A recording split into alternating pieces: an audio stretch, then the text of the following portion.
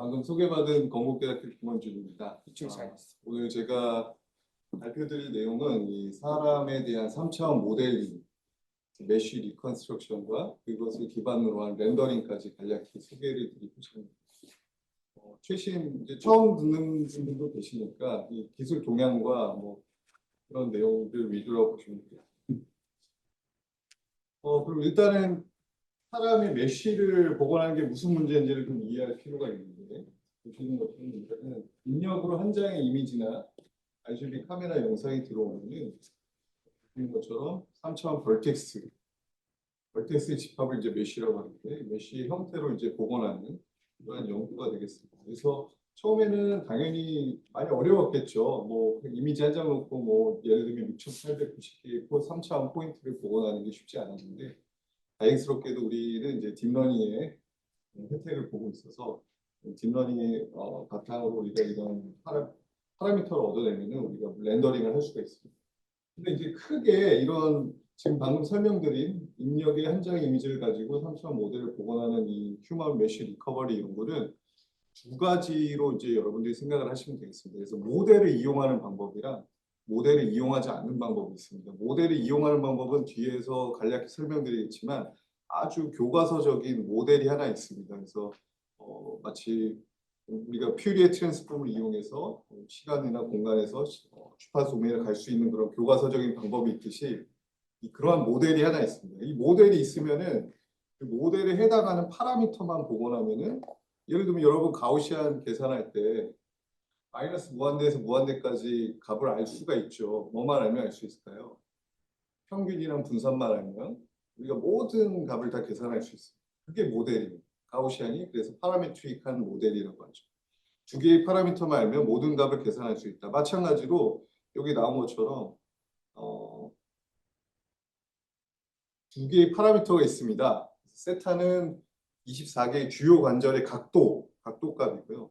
베타는 사람이 다 체형이 다르니까 10개의 값으로 체형을 표현한 값이 있습니다. 이것만 알아내면은 이렇게 왼쪽처럼 짜잔하고 메쉬를 복원할 수 있는 그런 모델이 있습니다. 마치 가우시안처럼. 그래서 딥러닝이 해야 될 일은 이 파라미터만 리그레션을 해주면 됩니다. 그래서 이런 방법이 한 스트림이 있고요.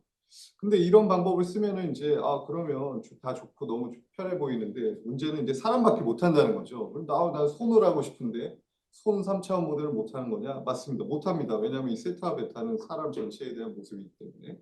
그래서 그런 단점을 극복하고자 나온 방법들이 이제 모델을 사용하지 않는 모델 풀이 방법이 되겠습니다. 그래서 이때는 직접 다이렉트리 XY, Z, 즉 3차원의 벌텍스의 좌표값을 예측해내야 됩니다. 오른쪽처럼 약간 거칠죠, 메쉬가. 왜냐하면 서로의 포인트들이 모델에 의해서 강제되는 부분이 없기 때문에 각각 자유롭게 예측이 됩니다. 그러다 보니까 이렇게 막 삐죽삐죽 튀어나올 수도 있습니다, 실제로. 그렇지만 이 모델을 내가 네트워크 아키텍처를 만들면은 뭐 사람이든 손이든 뭐 내가 원하는 3D 모델 데이터셋만 있으면 다 돌려볼 수 있다는 그런 장점이 있습니다. 이렇게 크게 두 가지로 나누어 연구가 진행이 되어 왔고요. 특히 어트리뷰트는 예를 들면 연구의 속성을 제가 좀 간략히 표현해 본 건데 이미지를 사용하냐 비디오를 사용하냐 혹은 하나의 뷰만 사용하느냐 다중 뷰를 사용하느냐 혹은 탑다운은 뭐냐면 이 사람 영역을 미리 잘라놓고 시작하는 겁니다. 영상에서 사람 영역을 잘라놓고 거기만 내가 하겠다. 바텀업은 뭐냐면 그런 작업 없이 내가 이제 사람의 센터를 내가 예측을 해서 하겠다. 뭐 이런 방법. 그래서 이런 어트리뷰트에 따라서 우리가 연구 동향이 이루어져 왔다라는 거고요. 근데 그러면 아까 사실은 뒤에서 말씀드렸죠. 결론부터 말씀드리면 지금은 이제 모델 베이스 방법이 머저리티입니다. 그래서 대다수는 다 모델을 이용하는 방법을 채택해서 연구를 진행하고 있는데 그 모델 이름이 SMPL 모델이라는 것입니다. 그래서 여기 나와 있는 것처럼 스킨드 멀티펄스 리니어 모델이에요. 여기서 리니어가 엄청 중요하죠. 왜 리니어한지는 이 슬라이드를 보면 다 이해하실 수 있을 것입니다. 그래서 여기 보면은 아까 말씀드린 두 개의 파라미터를 예측하면 된다고 말씀을 드렸는데 이 모델은 SMPL 약자로 이제 SMPL 모델이라고 부르는데 이 SMPL 모델은 사람의 메쉬를 총 6,890개의 포인트로 이제 모델링을 하고 있습니다. 이와 같이. 자, 그런데 이제 그래서 우리가 표현해 보면 6,890 by 3 이렇게 매트릭스로 표현할 수 있겠죠. 그렇죠? 그런데 여기 보신 것처럼 이 쉐입이랑 로테이션의 두 개의 파라미터로 기반한 모델이기 때문에 이미 이 W 매트릭스를 정의해 놓고 있습니다. 근데 이건 절대 안 보여줘요. 왜냐하면 이 사람들의 그 특허권이 있습니다. 그래서 이게 어떻게 생겼는지 모릅니다. 하지만 갖다 쓸 수 있게 해줍니다. 그래서 이걸 어떻게 만들었습니까는 모릅니다. 그래서 여기 보면 10이라는 숫자가 당연히 아까 말씀드린 대로 체형이 10개 10 by 1 벡터로 표현된다 그랬는데 그러면 여기 이 연산을 한번 생각해 보면 우리가 만약 딥러닝 뉴럴 네트워크 아키텍처를 통해서 베타를 10개의 값을 예측하면 뭘 할 수 있냐면 이런 캐노니컬 포즈가 있습니다. 그래서 템플릿 포즈가 있고 여기에 내가 예측한 베타를 곱해줄 수 있겠죠. 6890 by 3 by 10이니까 10 by 1을 곱하면 여전히 6890 by 3이 나옵니다. 그래서 이렇게 체형을 바꿔줄 수 있다는 거예요. 이게 리니어하다는 거죠. 왜 리니어할까요? 매트릭스로 썼잖아요. 이 모든 문제는 내가 매트릭스로 표현했다? 그럼 리니어한 겁니다. 여러분 리니어 어디서 배우죠? 리니어 알제브라에서 배우죠. 매트릭스. 그러니까 모든 문제를 내가 매트릭스 곱으로 표현했다고 하면 리니어한 겁니다. 퓨리에 트랜스폼 다 리니어한 겁니다. 여러분. 퓨리에 트랜스폼 리니어 매트릭스 곱으로 표현할 수 있잖아요. 그럼 리니어한 겁니다.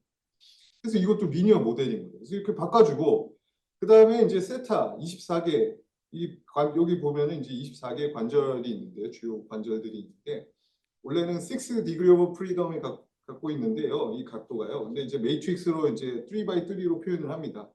그래서 이렇게 이 W는 이제 이 모델 제공을 하고 있고 제가 해야 될 일은 이 세타 값만 예측하면 된다고 말씀드렸고 마찬가지로 리니어 연산, 즉 매트릭스 곱을 통해서 이렇게 자세를 만들어 줄 수 있어요. 그래서 SMPL 모델이 강력하고 나는 세타, 베타만 예측하면은 이런 것들을 할 수 있다는 거죠. 그래서 SMPL 모델을 많이 쓰고 있다라는 걸 말씀을 드렸고요.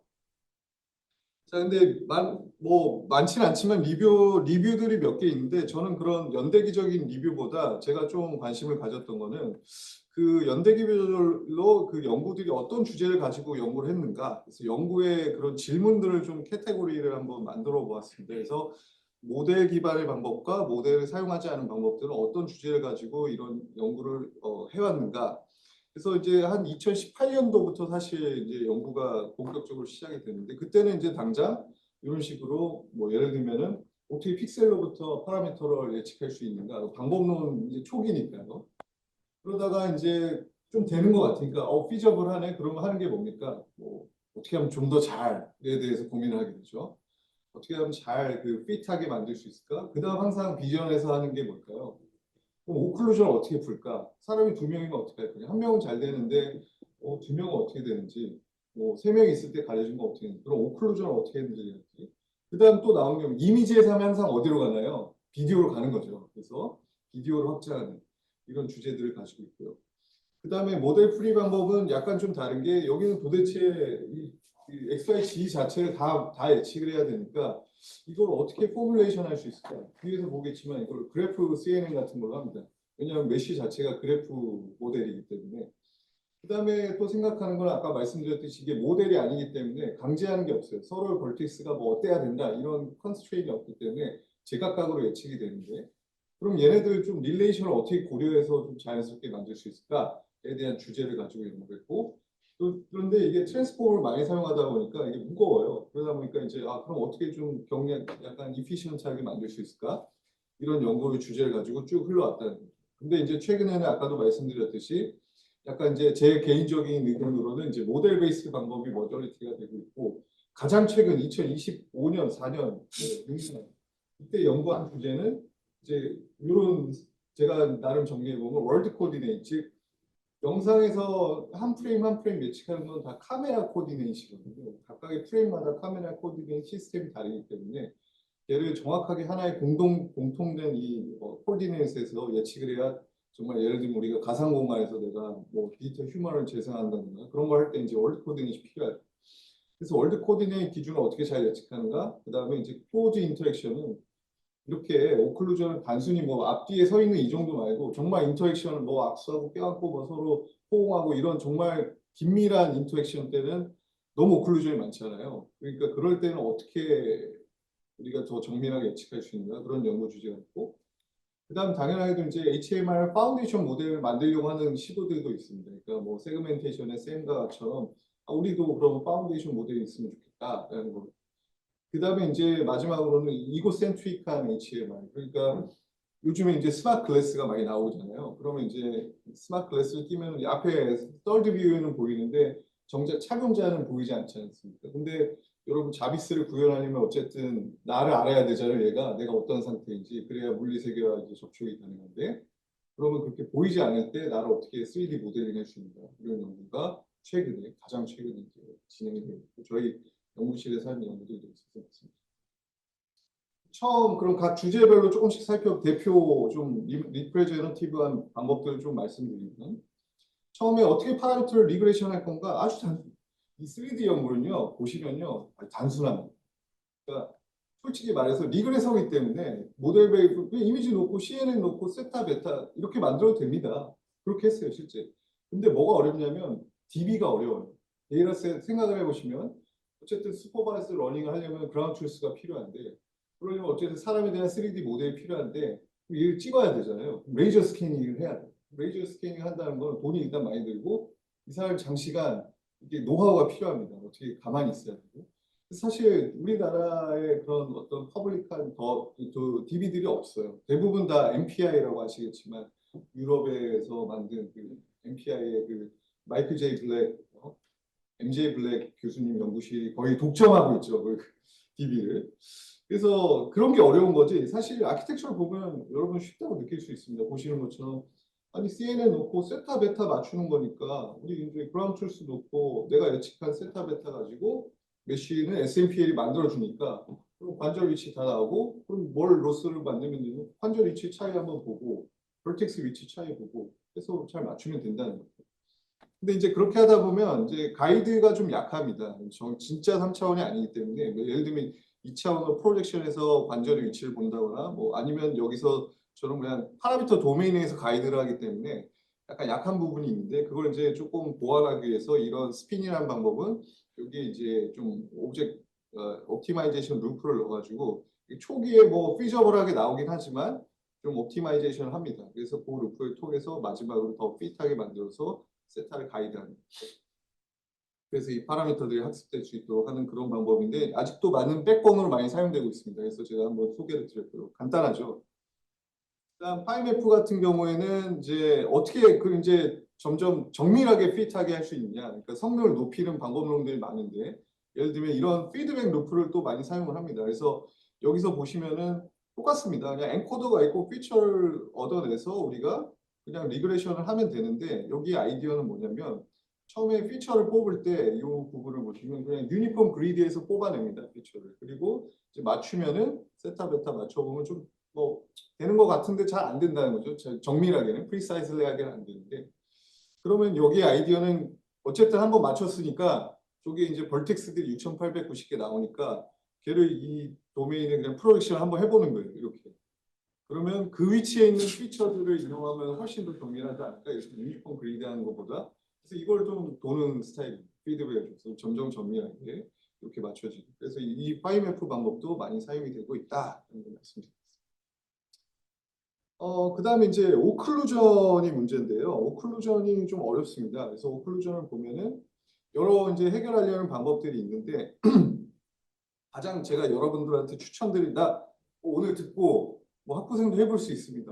듣고 나 이거 한번 해보고 싶은데 나 사진 찍은 거 내 사진 뭐 진짜 3차원 나오는 거야? 또 해보고 싶다 하면 이런 방법 추천드립니다. 롬프라는 방법이 여기 보면은 이제 제목이 이제 모노큘라 원 스테이지다 뭐 강조를 하는 거 자기 프로퍼티를 강조하는 건데 멀티플 3D 피플에 대해서 모노큘라 한 장만 있어도 되고 원 스테이지로 할 수 있다. 그리고 이 방법이 좋은 거는 바텀업입니다. 그래서 따로 영상에서 뭐 내가 전처리로 사람 영역을 세그멘트하고 이런 거 할 필요 없이 HDR 하이 레졸루션 이 HR넷이라는 뭐 아무거나 사실 상관없는데 레즈넷 써도 상관없는데 HR넷 가지고 이제 백본을 가지고 그리고 피처 덩어리 이거는 뭐 다 할 수 있다는 거죠. 뭐 프리트레인 된 거 가지고 그리고 이걸 가지고 이제 여러 헤드를 만드는데 첫 번째 헤드는 센터맵 그래서 여기 보시면은 이제 사람의 중심 좌표를 예측하는 그런 맵을 하나 이제 만듭니다. 근데 여기서 이제 혹시 전기전자공학부 학생들이면 아실 텐데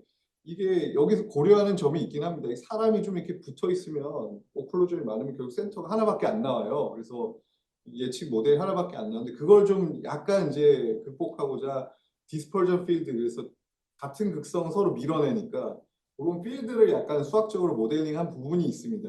그 부분은 그래서 조금 밀어내게 중심을 너무 가까이 붙어 있으면 좀 밀어내게 예측하게 하는 그런 부분이 있는데 어쨌든 중심 좌표를 이렇게 히트맵처럼 얻어내고 이 히트맵이 있으니까 이 피처 덩어리에서 그 히트맵 위치에 해당하는 것만 이렇게 쏙 뽑아내는 겁니다. 이렇게 히트맵 나왔네 하고 이 32, 128 128에서 이렇게 쏙 뽑아내는 겁니다. 그 부분만.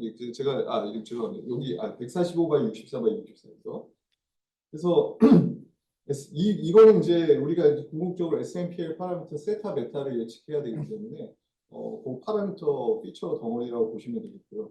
근데 이제 이 센터 위치에서 뽑아낸다. 그래서 이렇게 뽑아낸 거 가지고 카메라 파라미터, 포즈 파라미터, 쉐입 파라미터. 근데 아까 24개인데 왜 22로 되느냐? 이게 방법마다 약간 다른데 여긴 잘 안 쓰기도 해요. 이 손목 관절은 조금 이제 정확도가 떨어지기 때문에 이걸 빼고 쓰는 경우가 많습니다. 그래서 24개 안 쓰고 뭐 22개 씁니다. 그래서 혹시 논문을 보시다가 숫자가 계속 다르지 뭐 어떤 건 21이고 24고 좀 약간 선택적으로 한다 연구자들 그렇게 생각을 하시면 되겠습니다. 그리고 아까 말씀드린 대로 10x1은 이제 체형에 따른 각도, 관절의 각도. 카메라는 그 지금 현재 프레임의 카메라 그 센터와 트랜슬레이션 같은 게 나온다고 보시면 되겠습니다. 아주 간단하죠. 그래서 CNN 그냥 피드포, CNN 네트워크 쭉 가면 되는 그런 스타일. 그래서 여기서 핵심은 어쨌든 바디 센터를 이용한다. 그리고 그 위치에서 실린더릭한 피처를 얻어내는. 이 롬프 방법은 그 GitHub에 가시면 그냥 거기서 바로 데모 돌릴 수 있게 돼 있어서 여러분들 혹시 듣고 관심 있으세요? 뭐 딴 건 모르겠는데 나 그래도 한번 해보고 싶다면 여기 한번 가보셔도 해보시면 좋겠습니다. 요건 뭐 저희 연구실에서 하는 연구하는 저희 연구실에서도 이제 이 3D 연구를 최근 몇 년간 휴먼 메쉬 리컨스트럭션과 렌더링에 대한 연구를 진행하고 있는데 그중에 이제 저희가 이제 이 오클루전에 이제 관심을 갖다 보니까 이런 식으로 오클루전에 대해서 좀 아이디어 몇 가지 내봤는데 이렇게 많이 가려진 상태에서 저희가 이 논문에서 이제 생각한 방법은 이러면 어떨까? 각각의 아이디가 있지 않습니까? 서로 센터를 아까 롬프처럼 센터를 예측하면은 이 사람들의 관절이 있습니다. 그렇죠? 24개의 관절이 있는데 그러면 같은 사람에 속하는 관절은 이 사람의 중심과 피처 스페이스에서 모여 있어야겠죠. 그렇죠? 같은 사람이니까. 그리고 다른 사람이면 피처 스페이스 내 관절은 저 사람 중심과 멀리 있어야겠죠. 그래서 약간 컨트라스티브 러닝 컨셉을 여기 한번 적용을 해본 아이디어입니다. 그래서 보시는 것처럼 먼저 이렇게 센터 얼라인드된 이건 뭐 센터 맵을 예측했다. 그리고 밑에는 이제 관절도 필요하니까 관절 히트맵도 다 예측을 했습니다. 관절 히트맵도 다 예측을 하고 그럼 그런 걸 어떻게 학습을 합니까? 이거는 이제 그라운드 트루스가 있잖아요. 저희가 3D 그라운드 트루스가 있고 3D 관절 그라운드 트루스 다 있습니다. 걔를 이제 프로젝션해서 이제 학습을 하면 되는 거예요. 히트맵을. 그래서 그렇게 학습을 해서 얻어낸 저희 예측 프리딕션 결과들을 가지고 아까 원프에서 한 것처럼 피처에서 그 위치에서 이 피처들을 이렇게 뽑아내는 겁니다. 실린더를 뽑아내서 이런 식으로. 이 피처들은 사실 그 비주얼라이제이션을 위해서 이렇게 그렸지만 레이턴트 스페이스의 어딘가에 이제 맺혀 있겠죠. 그래서 저희는 그거를 강제하기 위해서 가운데는 이제 각각의 센터 피처가 위치한 부분이라고 보시면 되겠고 그 주변을 싸고 있는 얘네들은 뭐냐? 이 각각의 사람에 해당하는 관절에서 뽑은 피처라고 보시면 되겠습니다. 그래서 설명드린 대로 이 피처 레이턴트 스페이스에서는 서로 다른 사람은 아이디는 서로 멀리 가게 하고 같은 사람에서 추출한 이 관절의 피처들은 그 중심에 모일 수 있도록 이렇게 푸시앤풀 컨트라스티브 러닝 스킵으로 이제 해서 오클루전을 해결한 저희 방법을 소개드리고 기터브도 위치해 있으니까 한번 참고해 보시면 좋겠습니다. 그리고 이거는 제가 개인적으로 좋아하는 아이디어인데 이것도 저희 연구실에서 하는 내용인데 제가 생각한 거는 이런 겁니다. 가려진 거를 이렇게 생각을 해봤습니다. 한번. 가려졌다는 건 뭐 예를 들면 다리 쪽이 가려졌다 안 보이잖아요. 근데 사람은 거기가 다리 있다는 거 압니다. 어떻게 하는 걸까? 그거는 그 전체 모습을 알고 있는 거거든요, 사실. 근데 여러분 이제 서브스페이스 어나리시스 뭐 패턴 레코그니션 같은 교과목을 듣다 보시면 PCA 같은 거 배우실 겁니다. 그래서 어떤 주성부 분석을 할 수 있거든요. 내 얼굴도 몇 개의 벡터로 충분히 복원을 할 수가 있습니다. 그런 주성분을 가지고 이 주성분을 조합을 하는 데요, 잘. 그 웨이트를 학습해 내면 되거든요. 얘를 얼만큼 섞고 얘를 얼만큼 섞고 얘를 얼만큼 섞고 그럼 짜잔 하고 얼굴이 나온다는 거죠. 중요한 건 그 주성분과 이걸 얼만큼 섞어줘야 되는지를 알아내면 되는데 저는 그걸 생각을 해봤어요. 이 오클루전도 그렇지 않을까? 이 전체 포즈 몇 개를 섞어보면 이 가려진 데도 나온다는 거죠. 그런 아이디어를 한번 생각을 해봤습니다. 그래서 그걸 이제 학생한테 한번 잘 해보라고 이제 준 기억이 나는데 그래서 그 아이겐 포즈라고 제가 이름을 한번 주어봤습니다. 그래서 마치 아이겐 혹시 그 컴퓨터 비전 연구하시는 분들은 그 아이겐 페이스라고 아주 유명한 1999년 매스유 터크 지금 UC 산타바바라 지금 MIT 석사 시절에 그 교수님께서 만든 아이겐 페이스라는 그 논문이 있거든요. 한번 보세요. 재밌어요. 그거는 정말 연구를 그렇게 해야 된다는 걸 알려주는 거예요. 왜냐하면 우리가 교과서에서 PCA 그대로 배우잖아요. 여러분들 우리 학생들이 많이 하는 게 이제 그렇게 배우고 나서 교과서는 교과서, 나는 또 연구는 연구 따로, 과제 과제 따로 이렇게 하는데 대학원은 그런 곳이 아니거든요. 배운 걸 바로 적용할 수 있거든요. 그래서 그 논문을 보면은 PCA를 그대로 그냥 인풋이 그냥 이 얼굴 이미지인 것 뿐이에요. 나머지 내용 그대로예요. 너무나도 잘 적용이 돼 있거든요. 저도 그 아이겐 페이스를 보면서 이렇게도 할 수 있구나. 그 아이겐 페이스처럼 해본 겁니다. 자세히다가 해본 거예요. 그래서 아이겐 포즈라고 제가 이제 생각을 한 건데. 그래서 보시는 것처럼 이 주성분 몇 개, 마치 우리가 XY 좌표 안에 2차원 포인트를 표현하기 위해서 이 두 개의 주성분을 이용하잖아요. X축, Y축. 두 개는 서로 만날 수가 없죠. 그래서 주성분이거든요. 서로 반드시 이너 프로덕을 하면 반드시 0이 나와야 되고 그러니까 여기도 주성분이기 때문에 제 주성분을 여기 그림을 실지 않았는데 논문을 보시면 이제 주성분 몇 개 자세히 주성분이 나오는데 두 개를 이너 프로덕 하면 반드시 제로가 돼야 돼요. 주성분이기 때문에 마치 XY가 만날 수 없는 것처럼 여기도 그것을 이제 비율을 섞어주면 결국 이렇게 복잡한 동작도 만들 수 있다는 거죠. 그러니까 이 주성분을 잘 예측해서 얘를 섞어주면은 안 보이더라도 만들 수 있다는 거예요. 자세를. 그래서 이런 컨셉으로 만든 게 이제 아이겐 포즈고 혹시 관심 있으시면 이쪽으로 가서 한번 보시면 될 것 같습니다.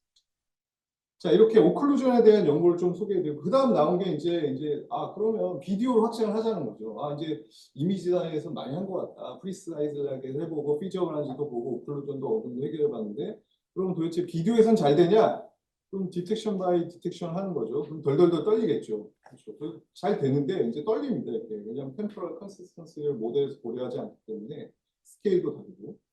자, 그래서 이제 그런 연구들을 하는데 대표적인 방법으로 요 글로벌 G 라시라는 모델을 보면 아주 간단합니다. 여기도 이제 청크를 넣는 거죠. 청크를 넣는데 이제 넣을 때 아이디어가 좋은 게 이제 밑에가 이제 주로 우리가 쓰는 이제 메인스트림입니다. 그래서 지금 현재 프레임에 대해서 우리가 리그레이션을 해야 되니까 이 주변을 살짝 세 개를 모아서 그냥 뭐 인코더 넣고 디코더 해가지고 HSCR이 히어라키컬 뒤에서 잠깐 설명드리겠지만 스페이셜 콜리레이션 리그에서 같은 건데 이게 관절을 고려하는 겁니다. 사람은요 관절이 디펜던스가 있어요. 내가 그래서 손목을 움직일 때 여기랑 독립적으로 못 움직이잖아요. 얘 자세가 얘 전달 이걸 키네매틱 체인이라고 그러는데 이 체인이 다 디펜던스가 있습니다. 그래서 그 코릴레이션을 좀 고려하는 부분이라고 생각하시면 되겠고요.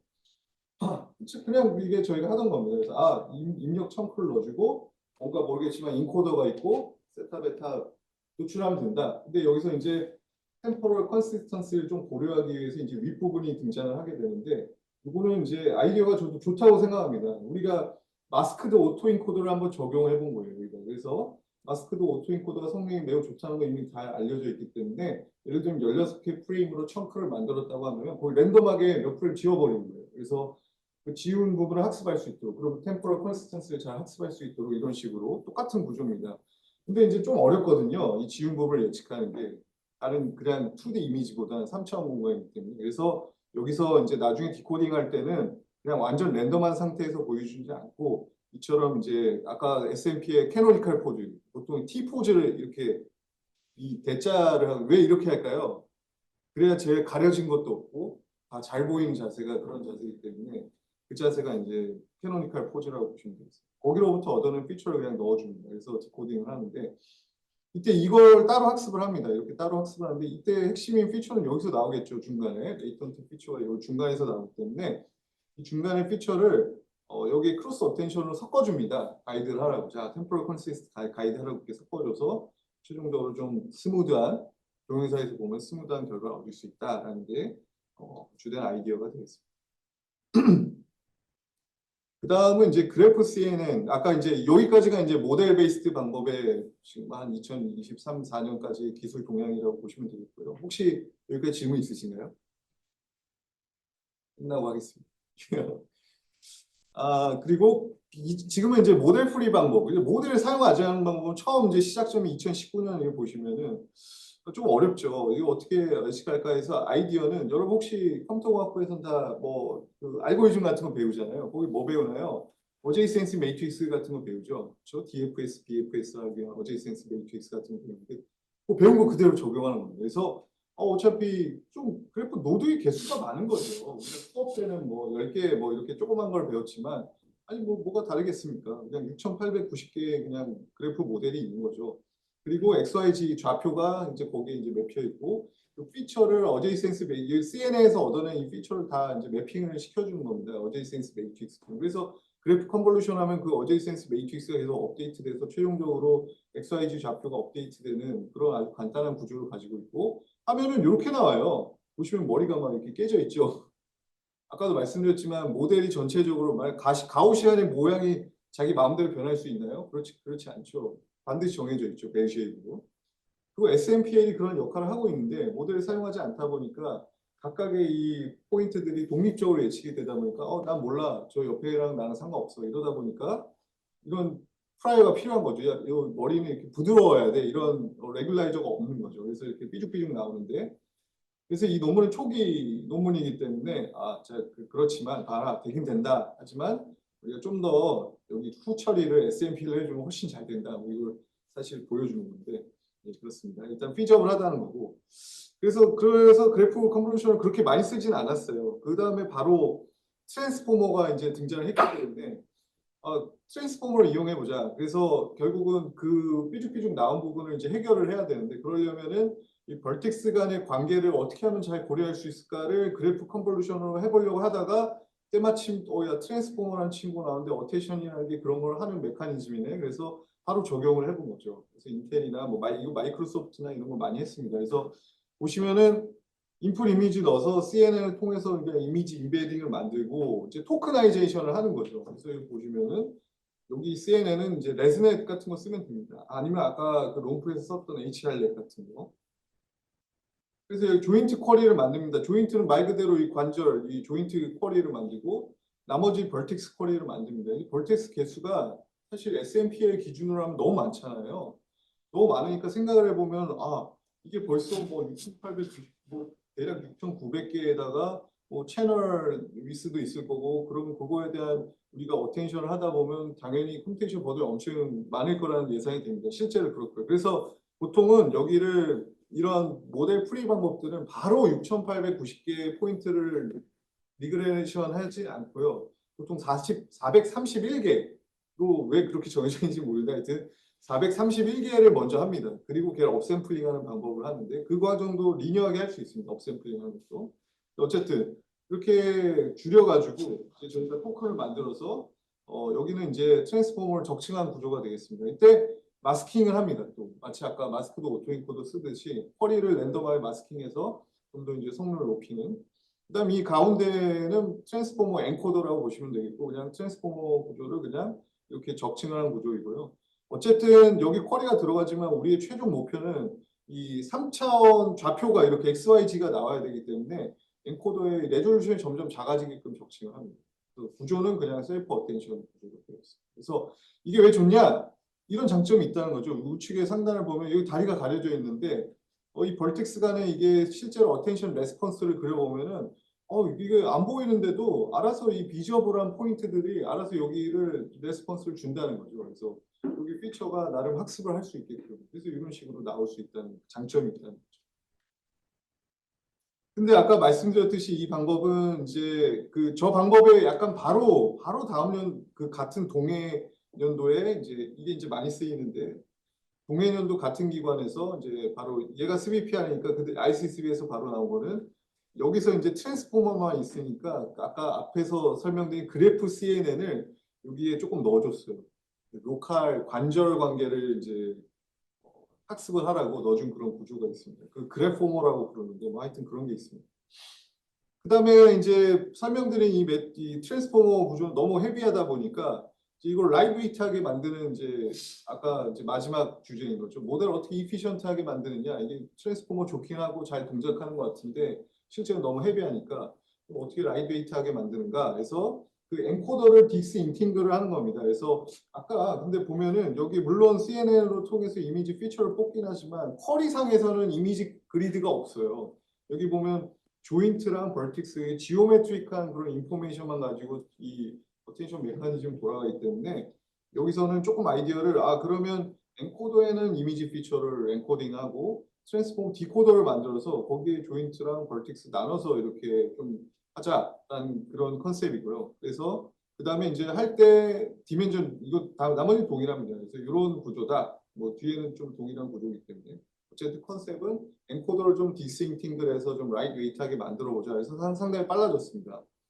그런 상태가 되겠고요. 그 다음에 이제 또 저희 연구실에서 한 거는 아까 파이맵프랑 약간 유사할 수도 있는데 여기 보시면 어쨌든 이 벌텍스 이 모델 풀이 방법입니다. 모델 풀이 방법으로 저희가 한번 해본 거는 일단 벌텍스 기준으로 이 피처를 일단 실린더리컬하게 히트맵 기준으로 뽑아내는 부분 여기. 그래서 벌텍스 토큰을 만들고 그 다음에 또 이미지 그리드가 없다 보니까 여기도 그리드 피처 만들어서 여기 이미지 그리드 토큰을 넣고 그 다음에 이 조이트 토큰은 러너블하게 뒀습니다. 그냥. 러너블하게 두고 알아서 학습할 수 있도록 그래서 세 개의 종류의 모달리티 가지는 이런 토큰을 가지고 트랜스포머를 적층할 때 아이디어는 이제 트랜스포머만 있다 보면은 너무 전역적인 관계만 보니까 이거를 좀 프로그레시브하게 저희가 마스킹을 해줬습니다. 강제로 주변만 보고 그래서 이런 식으로 뭐 강제로 주변만 보기 위해서 최종적으로 이렇게 모델 풀이의 방법을 만들었다라는 거고 그래서 뭐 이것도 한번 관심 있으시면 보시면 자, 여기까지가 이제 모델 제가 말씀드린 정리해서 인터림 서머리를 해드리면 한 장의 이미지 혹은 비디오를 가지고 3차원 사람의 메쉬를 복원한 연구는 크게 모델을 사용하는 방법과 모델을 사용하지 않는 방법으로 연구가 지금까지 진행이 되어 왔다.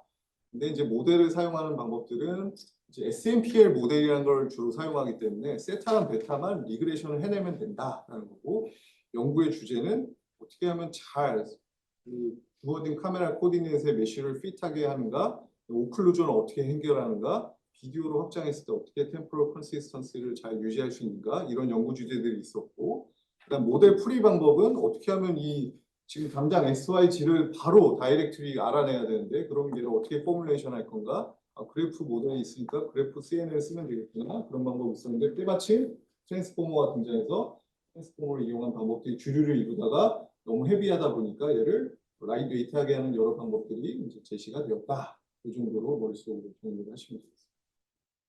자, 그러면 이제 관심 있는 거는 뭐 지금도 좋은데 당장 최근 뭐 작년부터는 어떻게 되고 있냐 이 분야가 그럼 아까 말씀드린 대로 이제 월드 코딩이 지금까지 설명드린 거는요 아무리 템포럴 컨시스턴시를 한다고 해도 비디오로 봤을 때 그냥 이렇게 템포럴 컨시스턴시가 있는 거지 실제로 3차원 도메인 월드 코디네이트에도 놓고 보면 막 이렇게 발도 땅에 없고 둥둥 떠다니고 막 그렇습니다.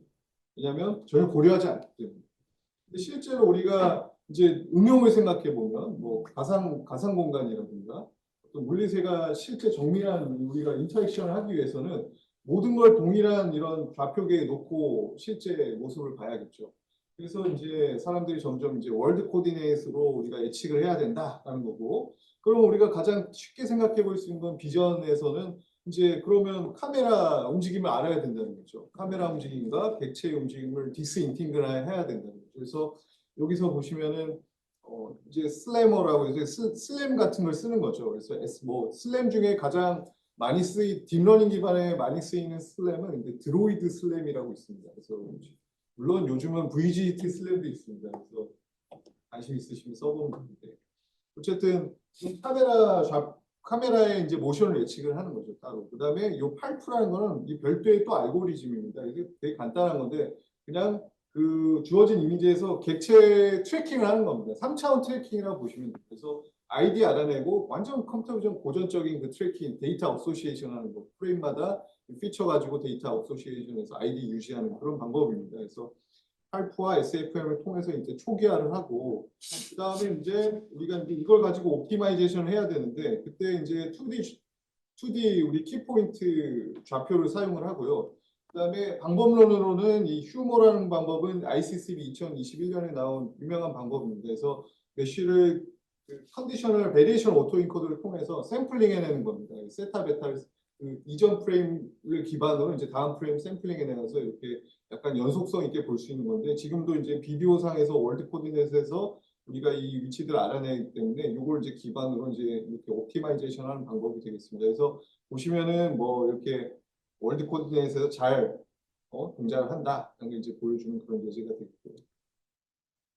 최근에 그러니까 벌써 2년이 됐네요. 되게 최근이라고 생각했는데 시간이 너무 빨리 가고 있어서 2026년 3월이라 24년에 또 이제 나온 것이 왑이라는 모델이 있습니다. 그러니까 어쨌든 이 월드 코디네이트 가장 쉬운 방법은 이 슬램을 하는 겁니다. 슬램이나 혹은 자이로스코프에 그냥 이 센서의 에디셔널한 인포메이션을 같이 이용을 하는 거죠. 카메라 앵귤라 벨로시티를 알아야, 카메라 움직임을 알아야 되기 때문에.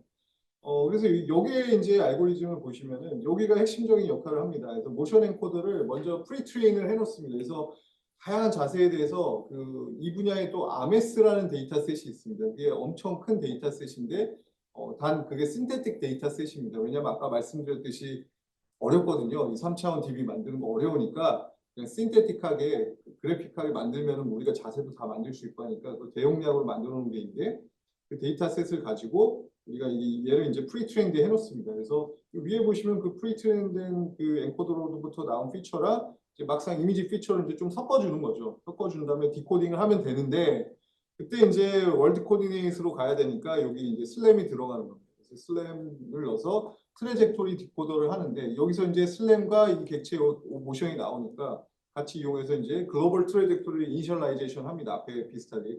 물론 얘는 옵티마이제이션을 했지만 얘는 이제 네트워크 상에서 하는 거죠. 그래서 얘를 이제 리파인 하는 거는 이렇게 좀 이렇게 떠 있는 경우라든가 이렇게 바닥이 뚫린 경우가 있습니다. 페너트레이션 되는 경우, 바닥을 뚫고 나간 경우. 그래서 그런 경우를 좀 방지하기 위해서 이렇게 컨택 로스를 많이 사용을 합니다. 발이 지면에 딱 닿게끔 컨택 로스를 사용해서 이 학습 과정에서 좀 강제를 해주는 부분이 있고요. 그래서 이렇게 최종적으로 월드 코디네이트에서 우리가 이제 메쉬를 잘 리컨스트럭션 할 수 있다. 이게 잘 나와 있습니다.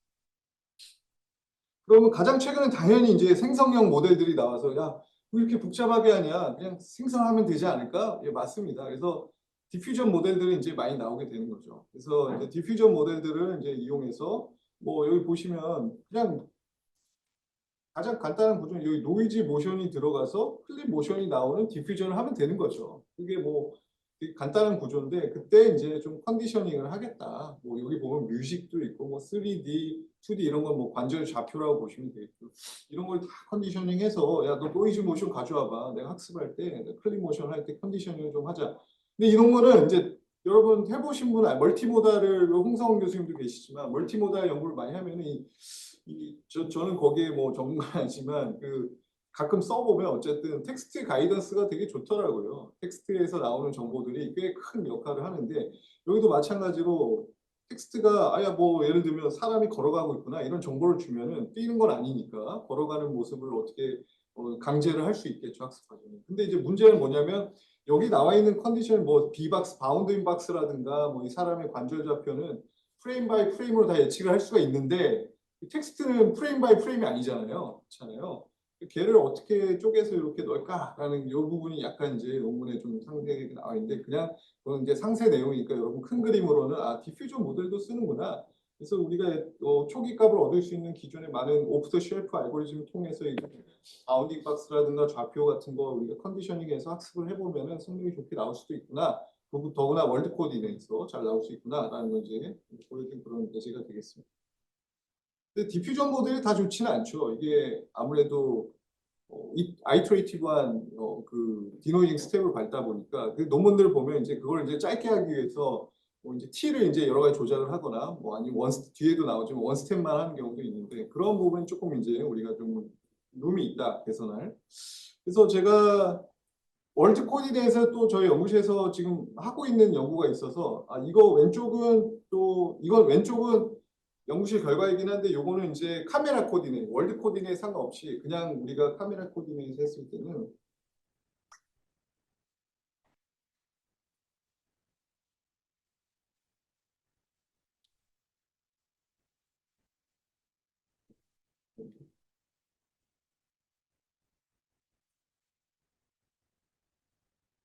이렇게, 이렇게 보시면 좀 이렇게 달달달 떨리죠. 왜냐하면 이게 약간 달달달 떨리는 이런 모습을 보이죠. 왜냐하면 그 월드 코디네이터도 아니고 템포럴 컨시스턴시도 없습니다. 끊기는데. 하여튼 그렇고요. 이 오른쪽을 보시면 저희가 지금 개발하고 있는 모델은 아주 부드럽습니다. 부드럽죠. 이거 월드 코디네이터로 돌아가고 있기 때문에 왼쪽은 이제 카메라 코디네이터 이제 덜덜덜 떨리지만 오른쪽은 월드 코디네이터 하면 이게 템포럴 컨시스턴시가 아주 부드러운 우리가 메쉬를 만들 수 있다는 거죠. 복잡한 동작이고 좀 부드럽습니다.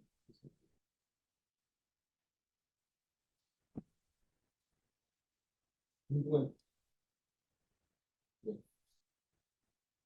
됐습니다. 그래서 월드 코디네이터 중요하다는 겁니다. 이거 여러분들 열심히 지금 아직 룸이 많거든요. 월드 코디네이터 앞에 보여드린 저희가 지금 연구실에서 지금 언더 리뷰하고 있는 이 연구는 슬램을 사용하지 않고 하고 있습니다. 그래서 저희가 포인트로 내세우는 거는 이제 앞에 방법들은 다 슬램을 사용하거나 아니면 자이로스코프 이런 카메라 모션을 예측하기 위한 뭔가 에디셔널한 작업을 하고 있는데 저희는 그걸 하지 않고 하고 하겠다라는 게 오른쪽 배경입니다. 그 다음에 이제 두 번째 최근에 많이 한 연구가 이제 아까 말씀드린 크로스 인터랙션을 한다는 거죠. 그래서 보시면 사람들이 뭐 이게 어렵잖아요. 막 그리고 이 사람은 리지드하지 물론 부분은 리지드하지만 전체적으로 넌 리지드해서 디포메이션이 많이 일어나는데 제가 이렇게만 있어도 벌써 팔짱 끼고 셀프 오클루전이 많이 일어나죠. 그래서 자세 이게 또 상호 작용도 우리가 또 넓은 응용을 생각했을 때는 어쨌든 또 실감 미디어 공학과이니까 뭐 실감 미디어를 만들기 위해서 어떤 다양한 예술 문화라든가 이런 거 할 때 문화 예술 공연이라든가 뭐 이런 것들도 복원하다 보면은 인터랙션이 그냥 우리가 일반적으로 그냥 서 있을 때 나는 인터랙션 지금 앉아 계실 때 뒷사람을 반쯤 가리고 이런 게 아니라 실제 상호 작용을 하면서 복잡한 인터랙션이 많이 일어나기 때문에 그런 거를 이제 정밀하게 복원할 필요가 있습니다. 그래서 딱 나오자마자 사람들이 이거 어렵다 앞에서 오클루전 연구가 물론 있지만 그래서 바로 적용하게 그냥 디퓨전을 하자 생성으로 하자라는 게 이제 처음 이제 제시된 게 벌써 이제 생성 모델이 많이 나오기 시작했습니다. 그래서 보시면은 그 각각의 그 상호작용을 이제 디퓨전을 프라이어처럼 학습을 하는 겁니다. 그래서 이거 보시면 자세가 이상하죠. 당연히 노이즈 모션이니까 노이즈 모션으로부터 디노이징을 하는데 여기 보시면 세타 뭐 익숙한 파라미터들이죠. C는 이제 컨디션, 이제 디퓨전 가이드를 위한 컨디션이 되고 T는 이제 타임 스텝으로 보시면 되는데 그렇게 인베이딩한 거를 그냥 트랜스포머 구조로 간단하게 이제 왔다 갔다 이제 디퓨전을 학습을 해서 프라이어를 만들어 놓는 겁니다. 그다음 실제는 그 홍성훈 교수님 좀 텍스트 타임 옵티마이제이션을 하는데 여기 보시면은 어쨌든 처음에 컨디션으로 우리가 오프더 쉘프로 여러 가지 뭐 예를 들면 BEB는 롬프로 아까 제가 한번 돌려보시라는 게 롬프 모델 같은 건데 그런 겁니다. 그래서 처음에 바로 이게 뭐 어렵지는 않으니까 결과가 아주 정밀하지는 않지만 피드업하기 잘 나옵니다. 그래서 이런 걸 가이드를 들 수 있다는 거죠. 컨디션을. 그다음 2D 자세요. 이런 걸 컨디셔닝 사용하는데 최종적으로 옵티마이제이션 루프에서는 원 스텝 디퓨전 앤 디노이징을 합니다. 그래서 얘가 X와 같아질 수 있도록 테스트 타임 옵티마이제이션을 통해서 사실은 이 디퓨즈 디노이즈를 하기 때문에 이 프라이어를 이용하는 겁니다. 옵티마이제이션 때 이렇게 상호작용이 우리 프라이어로 녹아있을 텐데 그걸 이용해서 이렇게 복잡한 3차원이니까 위에서도 한번 봐야겠죠. 진짜 되는 건가. 그래서 참고로 여기서 말하는 메시는 다 돌려보실 수 있습니다. 그러니까 각도를 다 돌려보실 수 있습니다. 3차원이니까 다 봐야겠죠. 어디서 잘. 그 다음에 클로즈 인트라는 모델은 야, 앞에서 그렇게 좋은데 이게 되게 유명한 방법인데 버디라는 모델이 좋긴 한데 이게 두 명을 한꺼번에 물론 상호작용을 위해서 한꺼번에 디퓨전에 넣지만 그러면은 어렵다는 거예요, 학습 자체가. 왜냐하면 이게 보시면 되게 인터랙션이 물론 약간 인위적인 동작이긴 하지만 조금 너무 뎁스도 앰비규티가 많고 너무 겹치는 것도 많고 하니까 그냥 따로 학습하잖아요. 따로. 자, 사람 A, 사람 B 학습할 때는 그게 가능하니까 사람 A, B를 따로 그래서 듀얼 브랜치 구조를 가지고 있습니다. 물론 이 방법도 디퓨전 모델입니다. 디퓨전 모델인데 듀얼 브랜치 구조를 가지고 있고 일단 그 프라이어를 이렇게 위에 작아서 죄송한데 이 VQVA로 코드북으로 이 프라이어를 학습해 놓습니다. 근데 이게 잘 어울리는 게 이 코드북으로 학습하다 보니까 약간 토큰처럼 돼 있을 거예요. 이미. 그래서 그걸 가지고 이제 트랜스포머의 이제 디퓨전 구조에 넣게 되는데 말씀드린 대로 이 구조는 그냥 VIT 그냥 제너럴한 구조를 사용해서 우리가 만들면 되는 거고요. 아, 근데 우리가 이걸 이제 프라이어를 학습할 때 따로 학습하면 상호작용 없는 거 아닙니까? 라고 생각할 수 있잖아요. 그래서 여기 두 개에 대해서 크로스 어텐션을 해주긴 합니다. 물론 뒤에서도 하지만. 그래서 이 인터랙션 프라이어가 이제 들어오면 여기 이 부분은 이제 컨디션이라고 보시면 되겠습니다. 컨디션이라고 보시면 되겠고. 컨디션으로 근데 제가 보면 논문에서도 제가 이렇게 보면 이 페너트레이션 로스를 주는데 이게 좀 그렇게 막 큰 효과, 왜냐하면 워낙 복잡하다 보니까 이게 너무 학습할 때 너무 헷갈리게 학습하면 저희도 뭐 무슨 소리인지 못 알아듣잖아요. 마찬가지로 DB가 너무 헷갈리면은 네트워크도 좀 헷갈려 하거든요. 그래서 크게 효과는 없는 것 같아요, 제 개인적으로. 그다음에 뭐 이런 마스크라든가 하여튼 이런 걸 이제 컨디셔닝 줘서 어텐션을 기반으로 한 디퓨전을 돌아서 최종적으로 이제 어쨌든 결과를 얻어낸다라는 컨셉이고 동일한 연구 그룹에서 이제 좀 더 성능을 향상시키기 위해 뭘 했냐면 가우시안 스플래팅을 뭐 약간 강제로 넣은 것 같기도 한데 가우시안 스플래팅을 해서 한 이유는 이제 이 어피어런스 로스도 같이 주자 맨날 이렇게 메쉬만 하고 있는데 어피어런스 로스도 같이 주면은 이거 상호작용에는 효과가 있다는 거예요. 왜냐하면 서로 어피어런스가 다르니까 비주얼 피처가 다르니까 또 렌더링 결과를 보고 나름 렌더링 굳이 이게 2D를 안 쓰면 렌더링 써야지만 우리가 3차원 정보가 들어가기 때문에 3D GS를 할 때 각각 사람에 대해서 런어블한 텐서를 놓고 목표는 뭐냐면 가우시안 어트리뷰트를 그냥 다 예측을 하는 겁니다. 예전에 박은병 교수님 한번 오셨던 것 같은데 피드 포워드 가우시안 스플래팅 주로 이제 가우시안 어트리뷰트 이제 피처 맵처럼 나오죠. 그런 식으로 우리가 픽셀 와이즈하게 가우시안 어트리뷰트를 얻어낸 다음에 이제 언프로젝션에서 우리가 3D 만들고 렌더링해서 로스를 통해서 이 브랜치도 학습을 하면은 요게 이제 좋아진다라는 컨셉이 이제 추가적으로 위에는 거의 비슷하고요. 추가적으로 이렇게 들어갔다라고 보시면 되겠습니다. 이건 뭐 저희도 이제 크로스 인터랙션 하는데 오른쪽에 이제 실제 짧지만 HI4D라는 이제 데이터셋인데 이게 8비율까지 제공을 합니다. 근데 보통은 이제 4비율을 이용하는데 동일한 동작인데 이게 이렇게 짧지만 템포럴 컨시스턴시가 없어서 덜덜덜 흔들리긴 하죠. 근데 이제 자세가 제가 너무 짧은 거 하셨나? 하여튼 좀 이렇게 복잡한 자세들이 많습니다. 그래서 이런 거 DB를 가지고 이제 많이 성능 벤치마킹을 하는데 저희는 이제 저희의 컨셉은 이랬습니다. 그래서 어쨌든 두 사람이니까 저희는 내 뷰의 피처를 어그리게이션 하면 성능이 좋아질 거다. 근데 피처를 어그리게이션 할 때 중요한 거는 같은 사람끼리 어그리게이션 해야 되잖아요. 자, A랑 다른 사람 걸로 합하면 안 되니까. 근데 이제 문제는 뭐냐면 여기 보시는 것처럼 오클루전도 많고 하기 때문에 잘 이걸 아이디를 유지할 필요가 있습니다. 그래서 그 부분에 대한 뭐 아이디어고 그다음에 뷰마다 오클루전의 정도가 다릅니다. 그래서 웨이팅을 좀 주고 싶은데 신뢰도 측면에서 그래서 좀 덜 가려진 부분을 판단하는 부분이 있고요. 그래서 각각 조인트 피처를 좀 이렇게 어그리게이션해서 최종적으로 디코딩해서 만든다. 그래서 디퓨전 모델은 아니고 트랜스포머 구조인데 핵심은 아이디를 잘 유지하고 피처를 섞을 때 우리가 신뢰도 높은 그런 뷰 포인트를 좀 더 웨이팅을 주자 적응적으로 뭐 그런 내용이 되겠습니다.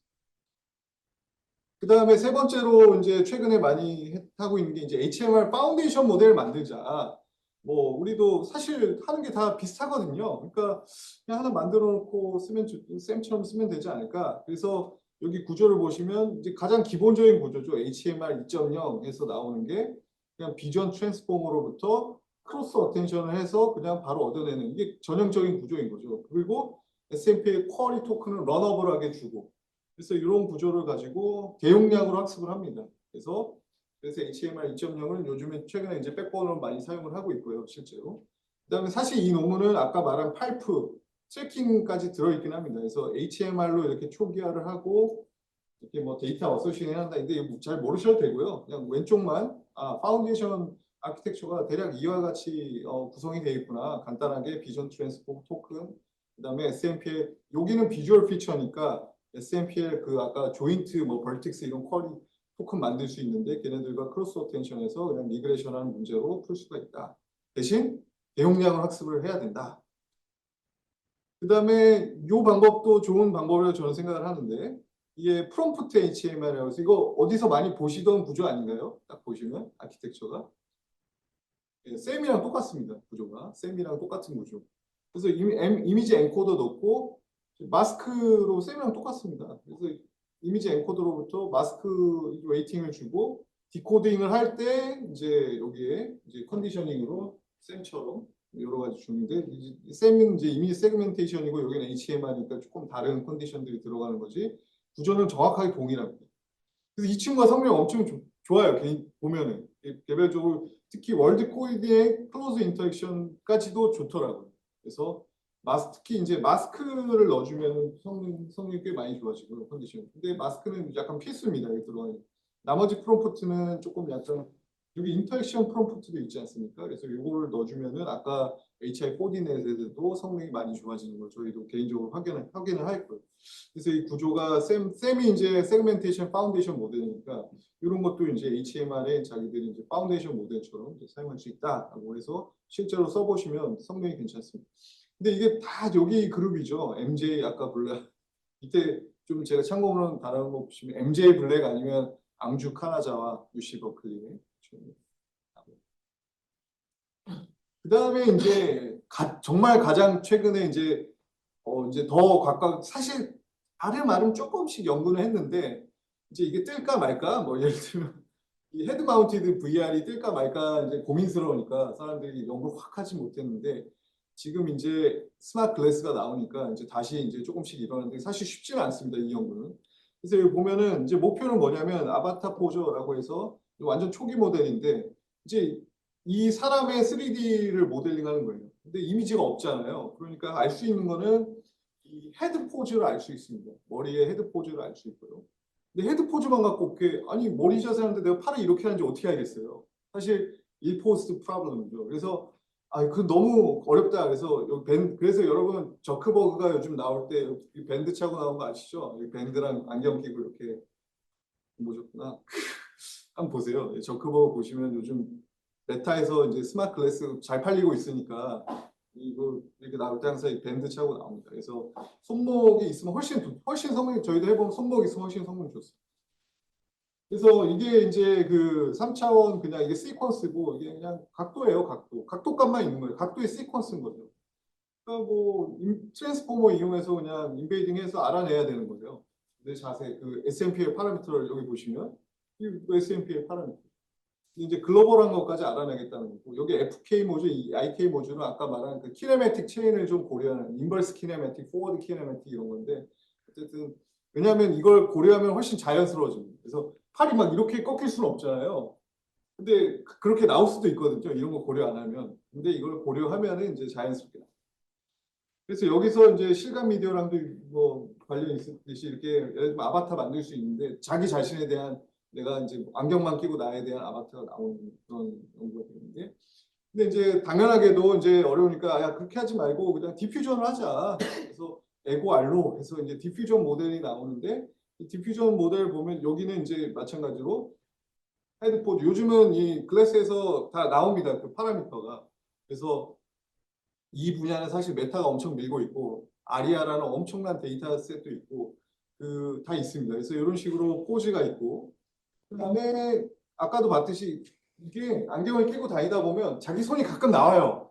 자기 손이 가끔 나와서 그때 손을 캐치해가지고 디노이징을 안 되면 할 수 없고 항상 나오진 않으니까 혹시 나오면은 가이던스를 줘서 디노이징을 해서 이런 식으로 착용자의 3D 메쉬 모델을 만들어낼 수 있다. 이 모델이 있고요.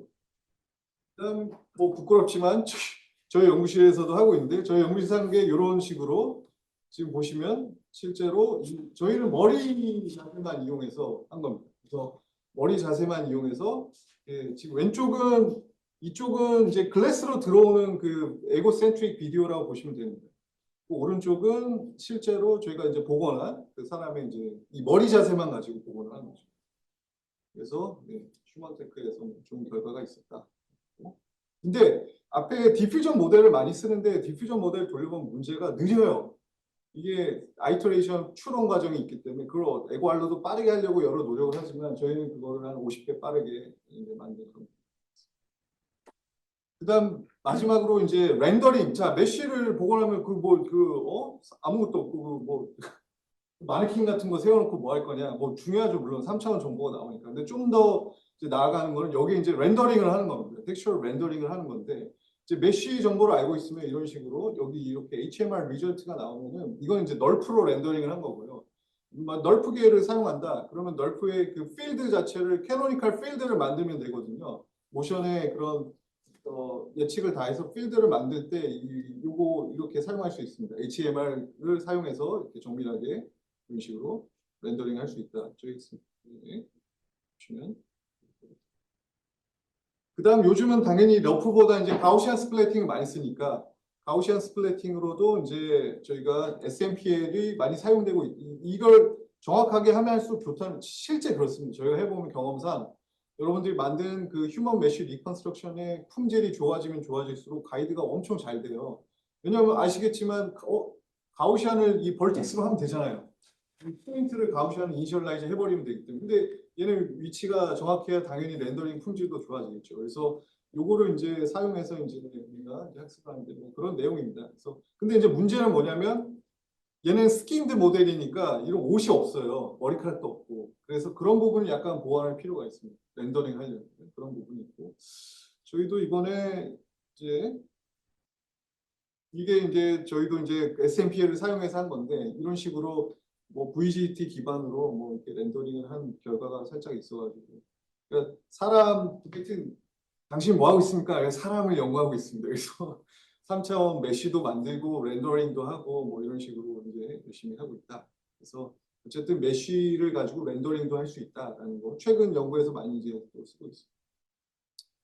예, 뭐 시간 딱 대충 맞춰서 마친 것 같은데 예, 저희 발표는 여기까지 마치도록 하겠습니다. 다음 주.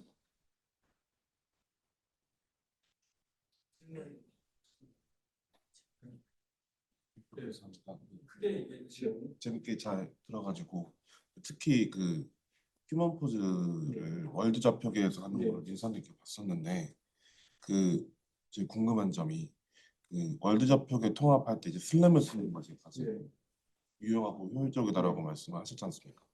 근데 이제 제가 알기로는 이제 슬램에서 그 카메라 포즈라든지 파라미터 그 오차가 누적되는 문제가 있어서 루프 클로저 없이는 이제 오차가 누적된다고 알고 있는데 혹시 그런 이슈가 혹시 있는지 궁금해서 뭐 휴먼 포즈가 아주 날카롭고 좋은 질문을 하셨는데요. 맞습니다. 그 문제가 있습니다. 슬램은 릴레이티브 카메라 모션까지 같이 그래서 그 누적을 조금 완화하려고 그 카메라 가까이 포즈를 다 쓰는 것보다도 이제 릴레이티브 포즈 쓰는 것들도 있고요. 근데 어쨌든 피할 수는 없습니다. 해보면 피할 수는 없고. 그래서 지금 또 연구하는 게 뭐냐면 뭐 너무 많아서 뭐 말씀 못 드렸지만 이게 롱 시퀀스에서 월드 코딩에서 얼마나 버티느냐 땅바닥에 딱 붙어서 이게 길어지면 말씀하신 대로 이게 슬램 알고리즘이 100% 성능이 아니기 때문에 이게 당연히 누적됩니다. 그래서 뭐 루프 클로저 넣고 하면 이제 배보다 막 배꼽이 더 커지고 이러니까 이걸 어떻게 저희도 아까 말씀드렸죠 없이 하려고 하고 간략히 이게 메인 테마는 아니니까 간략히 하려고는 하지만 그래도 넣으면 좋거든요. 근데 그런 문제가 여전히 있습니다. 그래서 그거를 연구 주제로 삼으셔도 좋겠습니다. 아직은 완벽하게 해결을 못했고 답변을 드리면 말씀하신 대로 프로파게이션 될 수 있다.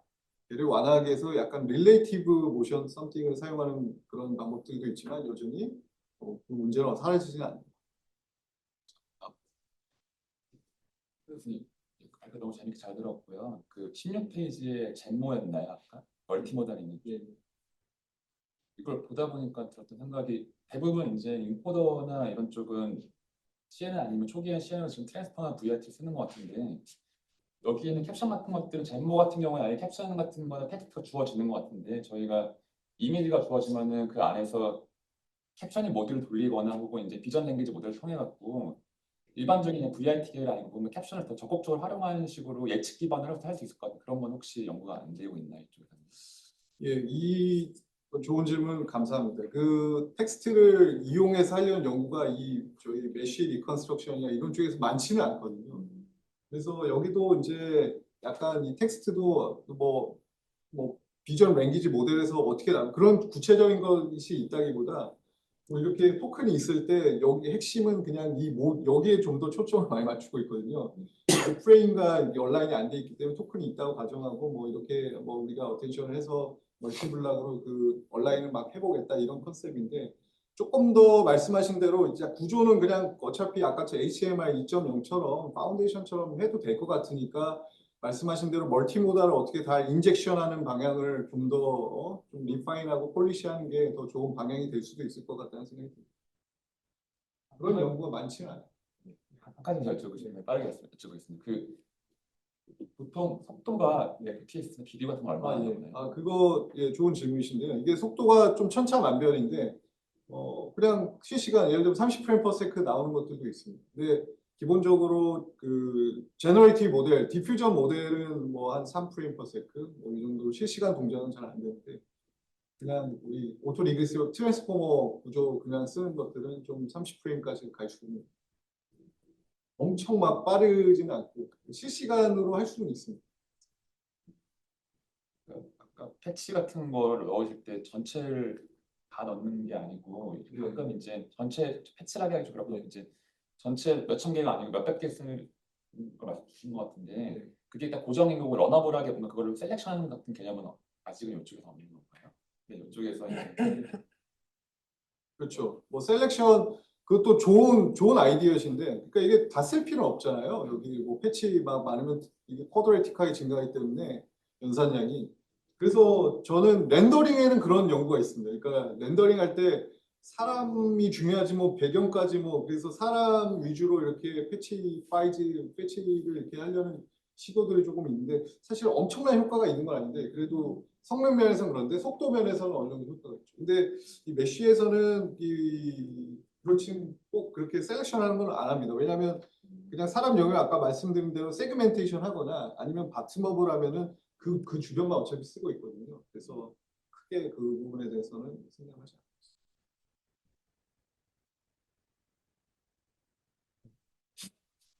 약간 좀 제너럴한 질문인데 교수님 그냥 계속 소타 모델들을 계속 팔로우 하시니까 딱 보면은 이제 이 모델은 예전에 뭐랑 유사하다 이런 것도 보시고 하는데 지금 발표 보시면 계속 뭐 그냥 쉽게 아주 어려운 걸 그냥 뭐 트랜스포머 좀 쓰고 디퓨전 써서 좀 왔다 갔다 하면 다 된다 이렇게 얘기하셨는데 평소에 어떤 거 이제 목표 골이 있으실 때 어떤 모델 같은 거 이렇게 디자인하실 때 어떤 스타일로 하시는지 좀 궁금합니다. 모델 디자인이요. 네. 제 연구 철학을 질문하시는 것 같은데 저는 기본적으로 나비티를 좀 중요시 생각해서 약간 저도 개인적으로 두 가지를 연구를 엔지니어링으로 최대한 만드는 거 그다음에 제가 아까 말씀드렸듯이 나빌티 관점에서는 이런 아이덴 포즈 같은 거 그런데 후자를 좋아하긴 합니다. 그래서 이렇게 나빌티 있는 컨셉을 딱 들었을 때 신선하다. 그래서 그걸 봤을 때 일단은 문제점을 일단 당연하게 먼저 파악을 하고 기존 방법을 문제점 파악하고 이걸 해결하기 위해서는 일단은 뭐 그게 쉽진 않죠. 어떻게 처음부터 짠하고 아이디어는 안 나오니까 이 아키텍처를 볼 때는 어쨌든 다 비슷비슷합니다. 제가 생각에는 막 이 구조상 뭘 하기에는 너무 이제 파운데이션 모델이 잘 돼 있고 그냥 진짜 멀티모달로 가이드 주면은 기존 게 훨씬 더 좀 동작 잘하고 이러니까 구조상에서 뭔가 엔지니어링 하기보다는 이렇게 개념적으로 컨셉추얼리 뭔가 이걸 해결하기 위해서 디자인을 어떻게 하면 좋을까 뭐 그런 쪽으로 그냥 조금 접근을 하는 편입니다.